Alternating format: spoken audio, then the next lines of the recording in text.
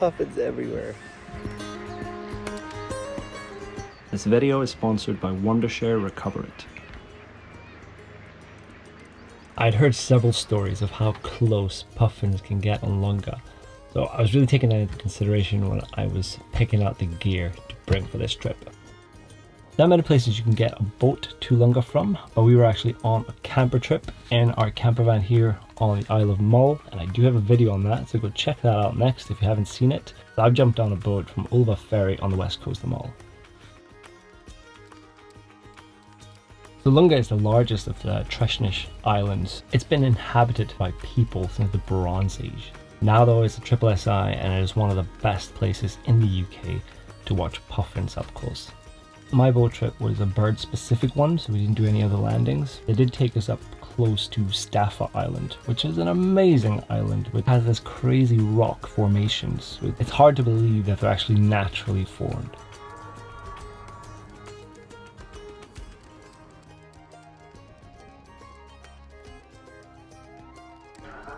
Lunga is likely a word from Old Norse, Lunga, meaning Longship Island, which is possibly because of the way that island looks. I could really see this when we're getting close to Lunga. We are here. I'm excited. Apparently, loads of puffins right up on the cliffs here.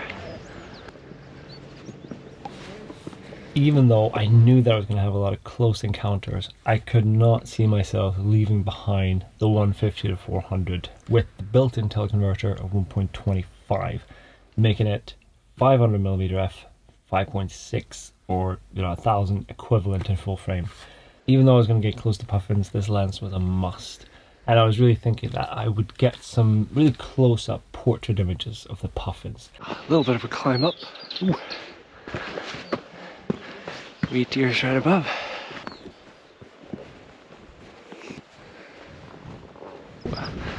See stuff going on ahead of me.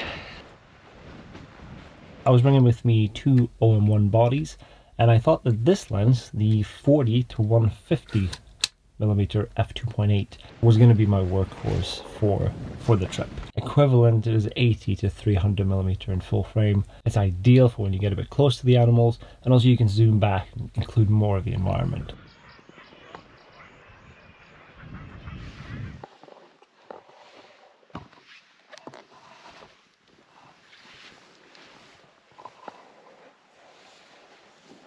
When I was on Bass Rock photographing gannets, one thing that I regretted was not trying more for wide angle. I really think that was a missed opportunity because you get so close to these birds, and getting that wide angle look, you can create something really unique. And I recently got the 8 to 25mm f4, which is an incredible lens, wide angle, and you can get really close to your subject with it. It's got an incredible minimum focusing distance. So I brought this with me in case I would get the opportunity of photographing a puffin up really close.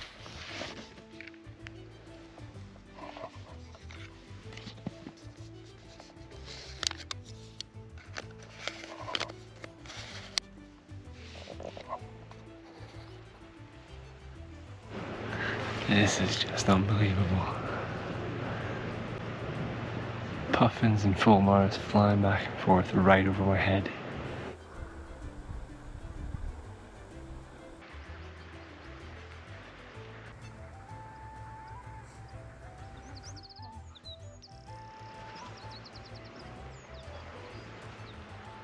And one of the main obstacles on this trip was light. Forecast for the day was cloudy, but the boat trip was for the middle of the day, and as soon as we got there, pretty much the clouds parted. It was harsh light for almost the entire day. We had opportunities every now and then. We'll get a cloud coming in and we get a little bit of soft light to work with.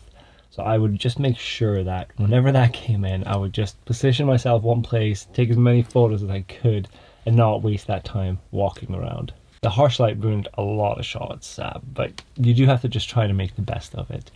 And some of the things that I did was I really tried to include behavior in my images, so there was something else of interest. I tried to go more for flight images, and I also tried to find animals that were actually in the shade that had a bit of even light on them.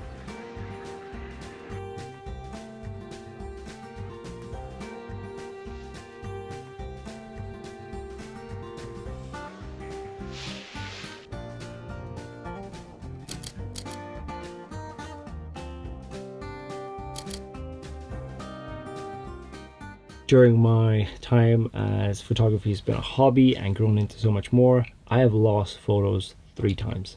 2 of those times was me accidentally formatting an SD card before I'd safely uploaded the photos to my hard drive. So that brings me to the sponsors of this video, Wondershare Recoverit. I just had an amazing session.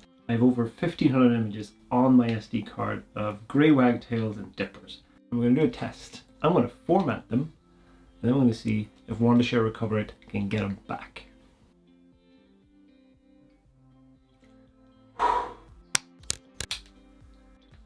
Let's try this. Go on to Wondershare Recoverit website, download a free version which will give you up to 100 megabyte of free recovery. And that way you can see for yourself if it can recover your files before you go for the full version. Once it opens, we can go down to Video and Photo Restore, Enhanced Recovery. I only have photos that I want to recover here. I'll just leave it on MP4 and MOV. Okay, scan is completed and it looks like they're all here. Select all, recover. Amazing, absolutely amazing. I know this was a test. I had already backed up these photos, but it is such a relief to know that, you know, if the worst should happen, you lose your photos, there's a chance of recovering them. This video is sponsored by Wondershare Recoverit, and I'm super happy to collaborate with them after having seen what this can do and actually recover my files that I've accidentally deleted. Check out the link below. When disaster happens, just know that it's not over yet. Thanks for watching this little sponsored segment. They're so close. It's ridiculous.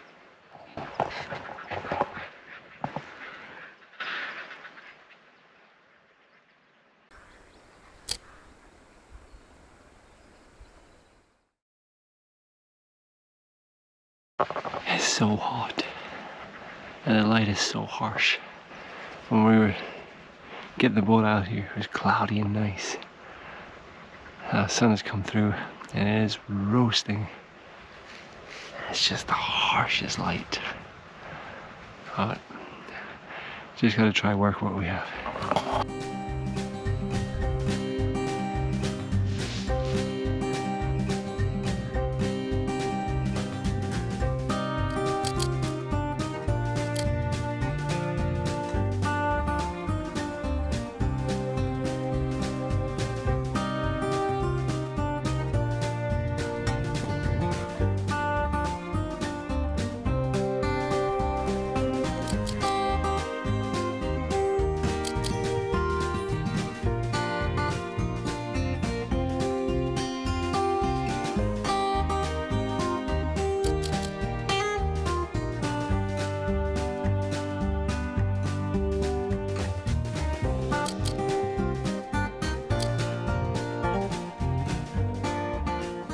As amazing as it is, I gotta remind myself not to just stay in one place. I need to walk around a bit, see if I can find better vantage points. Okay, finally decided to walk around a little bit. The light came and went there, so it was harsh light to begin with. Then all of a sudden when I was about to move, I started getting a bit of cloud cover, so I just had to stay. And got out my bigger lens a little bit to get a few portrait images really close up, just ahead of a puffin, and a few of those images that I don't have. And then I'm probably going to go wider. Tried a little bit for flight images, not sure if I was successful yet. They are fast, but an incredible place. But there are a lot of people. Ooh, I just saw a puffin land there in a really good spot.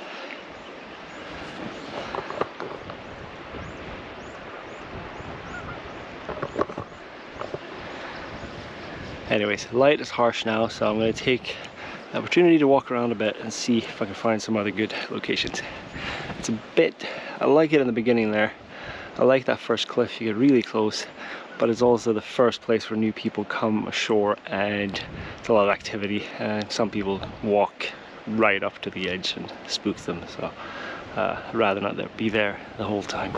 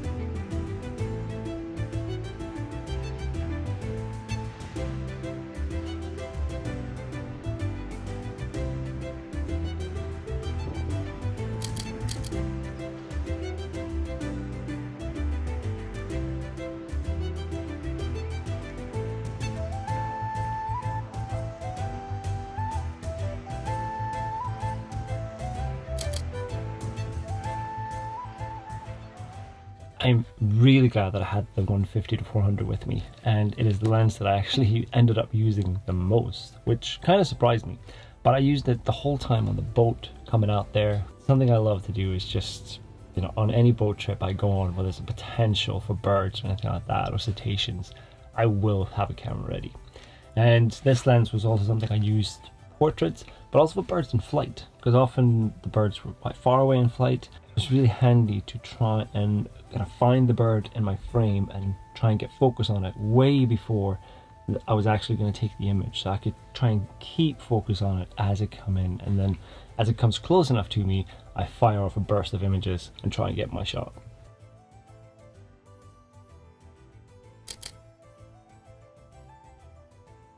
The 4150 was ideal for when I was lying down close to the cliff ledge, and the puffins would kind of walk around a little bit further away on the cliff edge.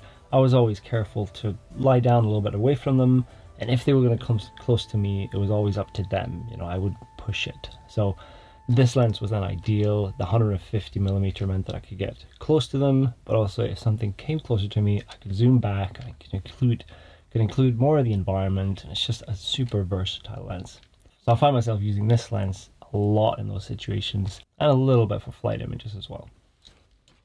When I was lying on the cliff there, I also switched to my 8 to 25mm, and I had that ready because the puffins were walking close to me, but most of the time not as close that I found this lens very useful. The one time I had a puffin come really close to me, I had this lens on, but I decided to film first, and then afterwards I took some photos. But unfortunately the video, the bird was closer, and when I was filming it was a little bit further away. After having gone through my Lightroom library and deleted a lot of images, I was left with 252 images from that trip. I might still delete some of them. And I only had 5 images with the 8 to 25, but that was just because I wasn't pushing it. I wasn't sticking my camera up in their faces. I was lying back, I was waiting. If they come close, I get my image. If not, it's fine. So this was the least used lens, but I'm really glad I brought it, because if the opportunity comes, I want to be ready for it. The 40 to 150 was my second most used lens. I ended up with about 46 photos of this lens after I came back with the keepers, and I found it really good for those times when the bird was close, but not so close that I could use the wide angle. The absolute beast of this lens is the 150 to 400 is what I use the most. I ended up with 145 images without using the built-in teleconverter, so ranging from 150 to 400mm. I would often zoom back to 150, and obviously there was loads of light available, so it didn't make sense for me to switch to 150 on the 2.8 here. So I was just happy to use this lens then. It was too much faff to change about. So since I had loads of available light, this was just a preferred option, and I had such a good range for zooming in, get close-up portraits, getting them a flight, all those kind of things. And then I had about 56 images where I also used the built-in 1.25 converter, so that I would be at 500mm and get some really close-up portraits. So all in all, this was my go-to lens, and maybe it's also because it's still relatively new for me. I've had it now for a few months. I do absolutely love it. I pretty much use this all the time, and I am finding myself using the 4150 a little bit less. But that's just I think that's just because it's new to me, and I'm still so hooked on it, because I do love the 4150 and I love the images that it creates, the extra light it gives me, the wider angle that it gives me. But yeah, for this trip, 150 to 400 was my go-to, even though they were coming close. 40 to 150 I could not do without, because they're so close. That is the lens that I need for most of those. And then the 8 to 25, the wide angle, was just a lens that I really wanted to have in case I could get those really close-up wide angles. I'm glad I brought that too. So all in all, I don't think I missed anything. I don't think I have any other lenses that I wish I would have brought. This was the perfect setup for me for this type of trip. Only an hour left. Time is definitely passing too fast here. I love it here. I absolutely love it here. Just on the other side of me here, is one, two, no, I can't count. There's too many. There's too many puffins. There's puffins everywhere. So I hope that was kind of useful to kind of go through a little bit of the gear that I choose for a trip like this, because I have been getting a lot of questions about gear that I take with me on these types of trips.